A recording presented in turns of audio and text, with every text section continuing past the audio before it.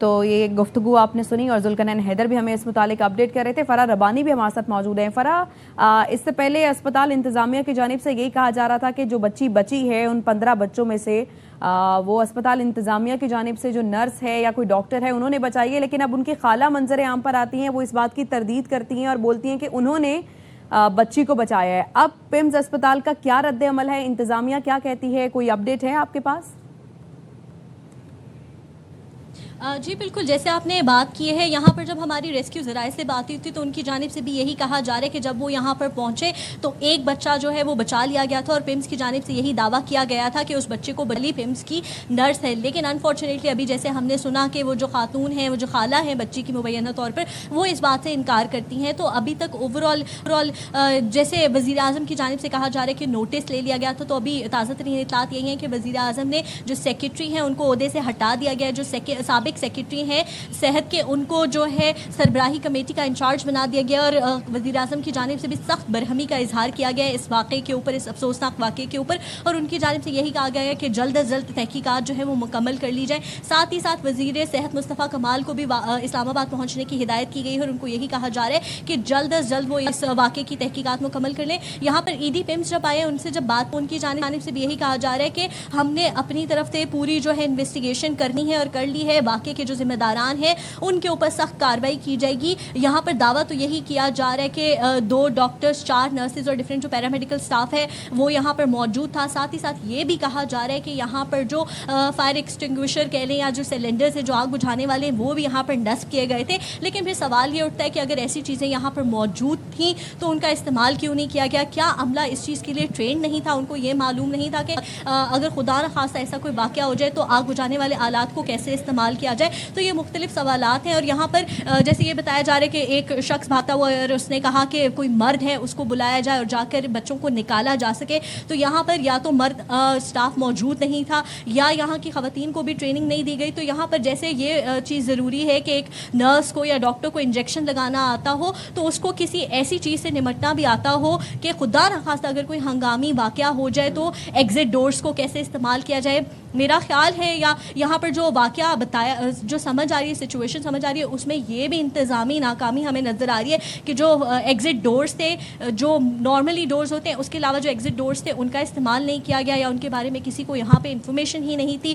تو اس کی وجہ سے بھی ایک ناخوشگوار واقعہ ہوا. سلنڈرز کا یہاں پر موجود ہونا تو ایک اچھی بات ہے، لیکن ان کا استعمال کرنا اس سے بھی اچھی بات ہو جاتی. تو یہ کچھ سوالات ہیں جو کہ تشویش کا اظہار ہے، اور یہاں پر بچوں کا موجود ہونا، ان کی سیفٹی کے لیے اقدامات کرنا یہ بھی شاید ضروری تھے. جی اچھا فرح، یہ بتائے گا کہ اس وقت کتنے نومولود جو بچے تھے ان کتنی ڈیڈ باڈیز حوالے کر دی گئی ہیں ان کے لواحقین کے؟ جی یہی بتایا جا رہا ہے ذرائع کی جانب سے، یا جو یہاں پر ایدی سروسز یہاں پر بیسیکلی ہیں جن کی جانب سے میتوں کو روانہ کیا گیا ہے، ان کی جانب سے یہ بتایا جا رہا ہے کہ جو تمام یہاں پر ڈیڈ باڈیز تھیں ان کو روانہ کر دیا گیا ہے. اچھا، جیسے نارملی ڈیڈ باڈیز ہوتی ہیں، جو عام حالات میں ڈیڈ باڈیز ہوں ان کو تو ویسے ہی روانہ کیا جاتا ہے، لیکن جیسے جھلسی ہوئی باڈیز ہوں یا خدا نہ خواستہ کوئی ایسی بیماری والی باڈیز ہوں ان کو اسپیشل بیگز میں ڈال کر روانہ کیا جاتا ہے. تو ایدی کی جانب سے یہاں پر جو ہماری جب ان سے بات ہوئی تو ان کی جانب سے یہی بتایا گیا کہ وہ 14 بیگز بھی یہاں پر پہنچائے گئے جس میں ڈیڈ باڈیز کو ڈالا گیا، اور ساتھ ہی ساتھ جو تابوت ہے وہ بھی یہاں پر پہنچائے گئے اور انہی تابوتوں میں بچوں کی ڈیڈ باڈیز کو ڈال کر روانہ کر دیا گیا. ان کی جانب سے یہ بتایا جا رہا ہے، ہسپتال انتظامیہ بھی اس چیز کو بتاتی ہے، کنفرم کرتی ہے کہ جو 14 کی 14 ڈیڈ باڈیز ہیں وہ یہاں سے روانہ کر دی گئی ہیں. ایدی کے جو ترجمان کہہ لیں یا جن سے ہمارا رابطہ تھا ان کی جانب سے یہ بتایا جا رہا ہے کہ ایک ڈیڈ باڈی ایسی بھی ہے جس کو کسی نے ابھی تک اون نہیں کیا تھا، یا اس کے والدین اس بچے کی ڈیڈ باڈی کے کفن دفن کے انتظامات کو شاید سنبھال نہیں پاتے، اس لیے وہ ڈیڈ باڈی ایدی کے حوالے کی گئی ہے. باقی تمام جو 13 ڈیڈ باڈیز ہیں اس میں بتایا جا رہا ہے کہ بچوں کا تعلق کوہاٹ سے بھی تھا، بچوں کا تعلق اٹک سے بھی تھا، پشاور سے بھی بتایا جا رہا ہے، اسلام آباد سے بھی بتایا جا رہا ہے. ان تمام ڈیڈ باڈیز کو والدین کے یا لواحقین کے حوالے کر دیا گیا ہے. جی ظاہر ہے یقیناً یہ بہت ہی دکھ کا سماں ہے ہمارے لیے، جو ہم سن رہے ہیں ہمارے لیے بھی بہت بڑا دکھ ہے، اور ان کے جن کے والدین کے یہ بچے گئے ہیں ان کے لیے تو ایک بہت بڑا سانحہ ہے. فرح، پمز اسپتال کی انتظامیہ کا موقف اس ساری سچویشن پر کیا سامنے آیا ہے؟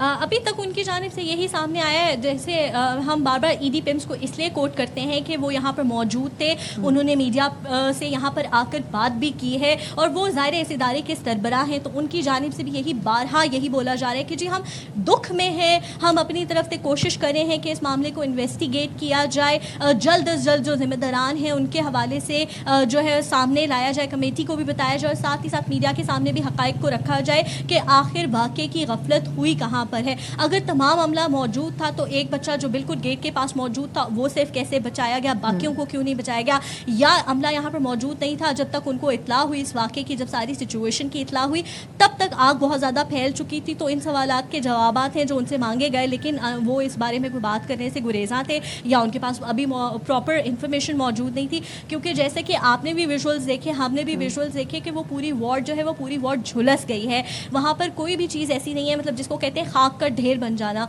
तो अगर एक तो ये भी फैक्टर कहा जा रहा है कि जी शायद रेस्क्यू टीम्स देर से पहुंची, शायद ये हुआ कि रेस्क्यू टीम्स को बताया ही देर से गया, जब तक किसी को पता चल सका कि सिचुएशन क्या हो गई है तब तक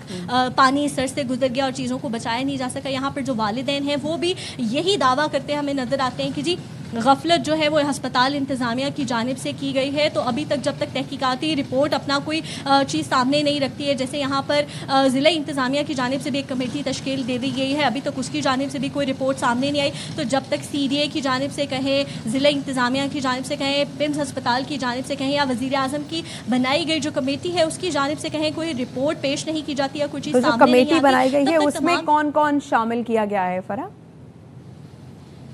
अच्छा, जो वज़ीर आज़म की जानिब से कमेटी बनाई गई है उसमें जो लोग शामिल हैं उसमें उन्होंने जो है अफसरान पर सबसे पहले तो शदीद बरहमी का इजहार किया। जो साबिक सेक्रेटरी दाखिला है शाहिद खान, उनको कमेटी का सरबराह मुकर्रर किया गया है। दीगर मेंबरान में secretary establishment doctor barrister Naveel अमान भी शामिल हैं, इनको शामिल किया गया है। ये जो वज़ीर आज़म की जानिब से बनाई गई कमेटी है इसके ये मेंबरान हैं और इनकी जानिब से वज़ीर आज़म ने सख्त हिदायत की है इनको कि जल्द अज जल्द जो है वो